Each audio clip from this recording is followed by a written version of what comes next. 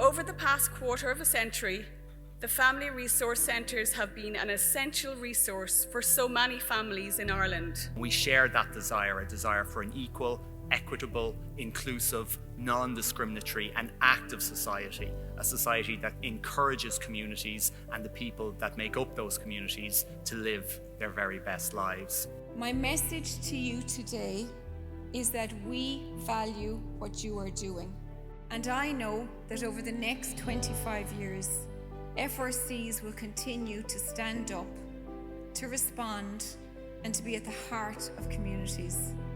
We look forward to being on that journey with you, supporting you, funding you, and advocating for the services you provide, and the need for an interagency approach to collaborative commissioning and service delivery into the future. Benjamin Franklin once said, "Energy and persistence conquers all things." A quote that can be attributed to the FRC national programme throughout its 25 years. A persistence that has withstood numerous changes and challenges.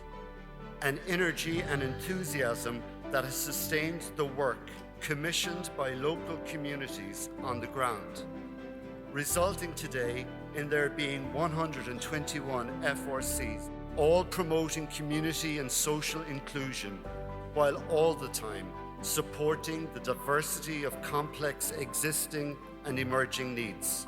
I got so much more out of the programme than I ever gave the programme. We can engage in collaboration best when we feel confident and assured of the value of our approach. One of the strengths of our programme and our members is our flexibility. We have a solid, united, strong core, and this allows us to be flexible in our responses based on the needs in our communities. Our core funding empowers each of our FRCs to lever further funding. One thought to all the funders is money spent on family resource centres is money well spent. The doors of FRCs across the country are open to all. Hill Street is our family resource centre. The staff are our friends, and it is where we belong in our community. It is where I started as a participant and where I became a leader in my community.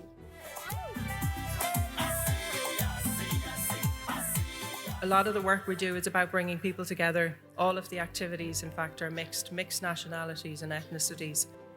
It's about breaking barriers and building confidence. Sometimes people might look at our community in Duishka and only see it as being a disadvantaged community. People are facing challenges there, but by just looking at young people through that lens, you're overlooking their expertise, their wisdom, their life experience, their dreams and ambitions for a better future for all, not just themselves, but for all in society. Most of what I do anyway is when people come to me and they say, "Oh, I can't get to the group, or I can't do this, or I can't do that," we have to adapt the service provision. We had a lot of people who couldn't make it to our trans group because it's on quite late on a Friday evening. It's 6:30 to 9. It's just that one kind of simple thing of, why aren't people coming? They want to eat something, we'll just feed them. Yeah, and it works. It works. So kind of listening to people and what they want is greatly improving what we're offering. We work from a community development principles to develop a collective response to tackle social injustice and inequalities in Irish society, and specifically in relation to women who are experiencing domestic abuse. We believe that there really is great power and influence in the collective, and it's only through an interagency approach, and we've heard that today in terms of our own programme here. Greater education is needed, there's training, awareness and understanding that we can really tackle the issue, and we believe that as a community and collectively that we can achieve that. We are now working in social prescribing in Cork and Kerry, and we have gone from 6 social prescribing sites to 10 social prescribing sites, and there's actually 30 plus family resource centres delivering social prescribing across the country. And also the forum is involved now. Although we're working at a national level, all of this stuff is being fed up through the regional structures and what are the needs emerging on the ground.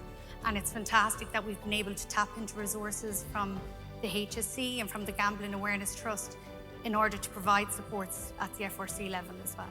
Days like today and seeing all the examples of the work that's happening within family resource centres really reminds us the importance of us being a national family resource centre programme. We're ingrained in government policy as a programme, and it's very clear that our work is from cradle to grave, and unfortunately sometimes beyond the grave because of the grief that's left behind. What always strikes me is the very holistic approach that family resource centres have. And I suppose in a way when people say, what do family resources centres do or provide? Like the answer really is what's needed. Just to acknowledge, I suppose, the role of the FRCs and Fergal and his team in relation to the rise of anti-democracy extremists in Ireland and how that frontline community response has been ready to go in a very positive and action-orientated way that doesn't respond on another playing field but responds in relation to inclusion, integration, family supports, and I think it's remarkable, the nationwide response, and the FRCs have been at the forefront of that. Today is an opportunity to recognise what you as a collective have achieved over the last 25 years, and I look forward, and my department looks forward to continuing to do all we can to support the amazing, the genuinely changing work that you all undertake.